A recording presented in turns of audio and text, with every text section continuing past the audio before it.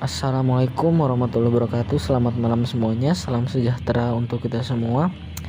Di kesempatan kali ini saya Arsyad Raditya Muchtar sebagai moderator akan membimbing jalannya acara presentasi ini.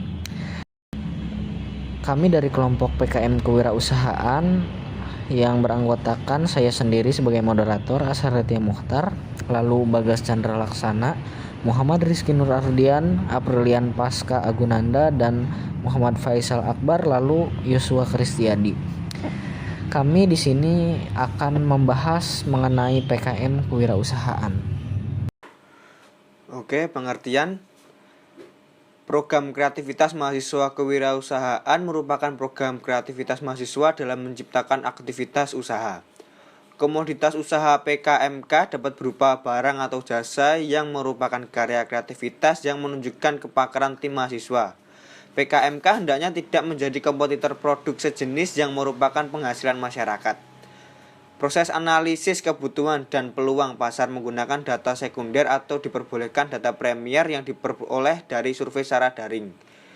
Pelaksanaan PKMK dapat dilaksanakan secara daring atau diperkenankan melaksanakan secara luring dengan protokol COVID-19 secara ketat.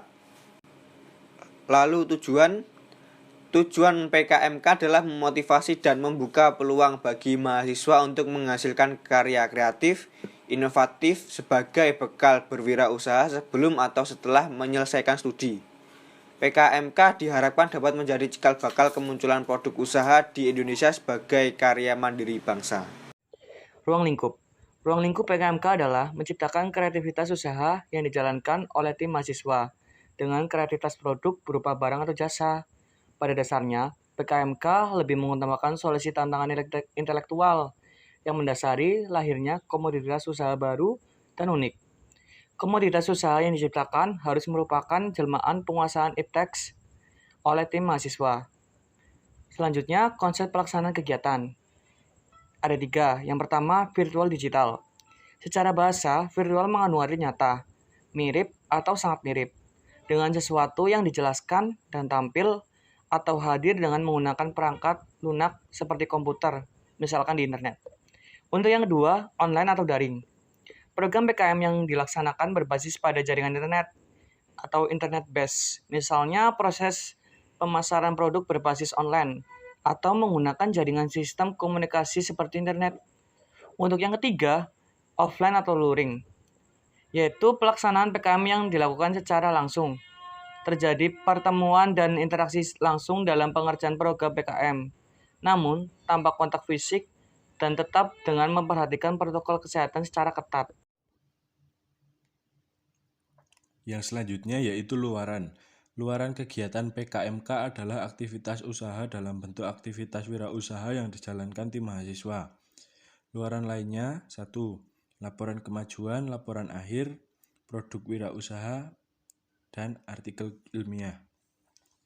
Artikel ilmiah ditulis mengikuti format PKM artikel ilmiah atau PKMAI seperti yang tercantum pada pedoman PKMAI 2021. Luaran artikel ilmiah hanya diwajibkan bagi tim PKM yang lolos PIMNAS. Pelaksanaan PKMK harus didokumentasikan dalam catatan harian dalam bentuk logbook.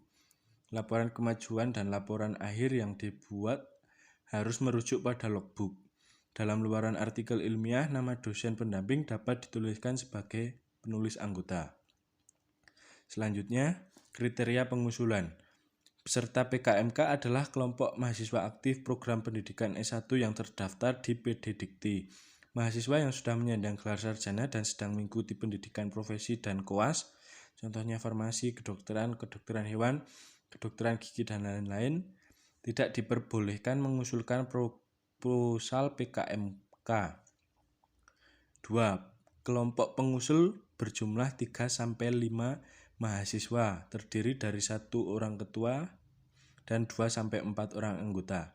3. Nama-nama pengusul, ketua, dan anggota harus ditulis lengkap dan tidak boleh disingkat. 4. Tidak terikat bidang ilmu, namun bidang kegiatan disarankan sesuai dengan bidang ilmu ketua kelompok atau tim, dengan anggota dianjurkan berasal dari lintas bidang.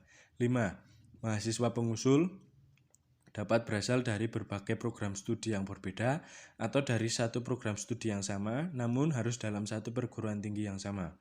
6. Keanggotaan setiap kelompok disarankan berasal dari minimal 2 angkatan yang berbeda agar terjadi pembinaan dan kesinambungan pengusulan program PKM tahun berikutnya. Yang terakhir, nomor 7, besarnya dana kegiatan per judul 5 juta rupiah sampai dengan 10 juta rupiah. Lalu, sumber dana kegiatan. Sumber dana PKMK berasal dari Direktorat Bilmawa, Dik internal, perguruan tinggi, atau pihak lain. Jika ada sumber dana selain dari Direktorat Bilmawa, wajib melampirkan surat pernyataan bantuan dana dan jumlahnya tidak boleh lebih dari 25% dana yang diajukan tim PKMK ke Bilmawa. Sistematika proposal kegiatan. Judul PKM tidak boleh menggunakan akronim atau singkatan yang tidak baku dan hanya diperbolehkan maksimal 20 kata. Proposal yang disusun terdiri dari 1. Isian kelengkapan, sampul dan pengesahan yang dientrikan secara langsung pada SIM Bilmawa dan proses pengesahan dilakukan dengan validasi oleh dosen pembimbing dan pimpinan perguruan tinggi bidang kemahasiswaan.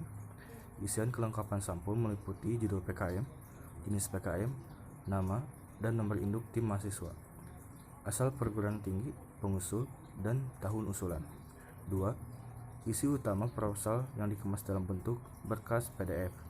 Isi utama proposal terdiri dari daftar isi, halaman inti, dan lampiran. Halaman daftar isi diberi nomor halaman dengan huruf I1, I2, I3, dan seterusnya, yang diletakkan pada sudut kanan bawah. Halaman inti adalah halaman proposal yang memuat bab pendahuluan sampai dengan bab pustaka. Halaman inti memuat maksimum 10 halaman. Lalu selanjutnya ada isi utama proposal ditulis dengan satu tipe huruf menggunakan Times New Roman ukuran 12. Selanjutnya teks menggunakan jarak baris 1,15, spasi dan peretaan teks menggunakan rata kiri dan kanan. Lalu layout menggunakan ukuran kertas A4. Lalu selanjutnya yang terakhir, format penulisan isi utama mengikuti sistematika sebagai berikut. Yang pertama ada daftar isi dan pendahuluan, yaitu dalamnya menjelaskan mengenai latar belakang atau alasan yang mendasari disusunnya proposal PKMK. Apakah komoditas produk PKMK berdasar atas hasil riset pasar atau adanya peluang pasar atau inisiatif sendiri untuk membuka peluang pasar. Lalu yang selanjutnya yaitu ada bab 2, gambaran umum rencana usaha. Pada bab ini diperintahkan untuk menguraikan kondisi umum lingkungan yang menunjukkan potensi sumber daya dan peluang pasar, termasuk analisis ekonomi usaha yang direncanakan.